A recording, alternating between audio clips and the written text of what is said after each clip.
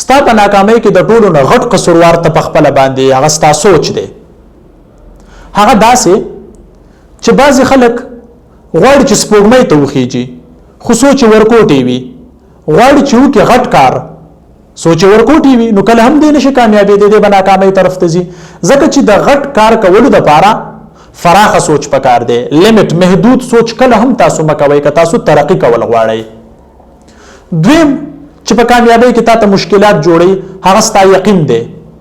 بعضې خلک اډو په ځان یقین نه لري، یار دا کار خو زه نشم کولی، زما یقین نشته که زه په دې کې کامیاب شمه.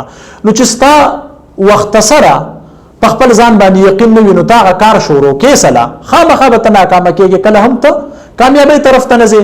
ځکه چې ته به په خپل ځان یقین کې، په الله تعالی به یقین کې، یقین بروسه او توکل به کې، نو کامیابي به هله ستا وي. زیات خلک داسې دي چې هغوی ناکامۍ طرف ته لاړ شي نو هغوی دا خبره ټوله په تقدیر باندې دا فیصله وکړي چې یار دا به زما په تقدیر کې لیکلي وه. یاد ساتئ ستا کامیابي او تقدیر داسې یو ځای دي. ستا تقدیر الله تعالی په خپله ستا په لاس باندې لیکي، او دا د الله تعالی ډېر غټ رحم او کرم دی په موږ خلکو باندې چې د تقدیر یوه حصه موږ له په خپله باندې راکړې ده چې هغه موږ په خپل کوشش سره بدلولی شو.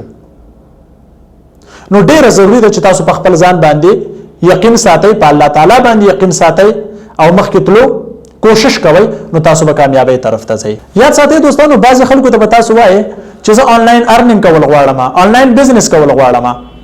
نو زیات زموږ په معاشره کې نیگیټیو تھینکینګ خلک دی، ډېر بدبودار خلک دی چې هغه ستا سوچ خرابوي. یعنی نن که موږ دشمنان یو د خپل سوچ د وجې نه د خپل ځان دشمنان یو.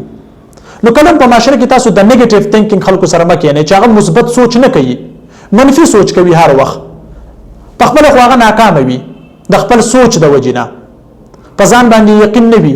نو په تا هم دی دا یقین کوي چې یار ته هم نشې کولی، نو د داسې خلکو سره مه نږدې کېږئ. که ته ورته وایې چې یار زه آنلاین ارنینګ کول غواړم، پاکستان ته به د ډالرو په شکل کې ماته پیسې میلاویږي، زما زندگی به تیریږي، د پاکستان اکانومي به ښه کېږي، زما فیملی به ښه کېږي، زه به مخکې امپروومنټ وکړم، دی به تا ته چې نه دا ستا کار نه دی، کم از کم ته دا کار نشې کولی، په قلاره کښېنه ځان له ټایم مه خرابوه او د خپل څادر سره خپې غځوه، د خپل څادر سره خپې مه غځوه، څادر ځان له غټ کا که ترقي کول غواړې. همدغه رنګې د پیغمبر علیه السلام حدیث مبارک دی المرء علی دین خلیله، چې د کوم خلکو سره ته کېنې د هغه نفسیات د هغه خلکو نفسیات بستا هم جوړیږي، چې څنګه د هغه نفسیات وي داسې بستا نفسیات وي.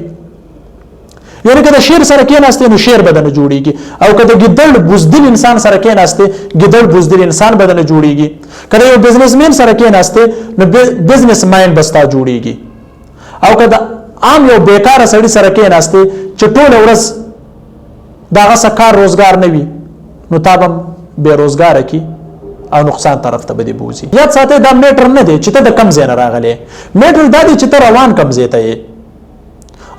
بېشکه په ځمکه باندې ګرځه خو سوچ اوچوت ساته، نو هله به کامیابي ستا وي.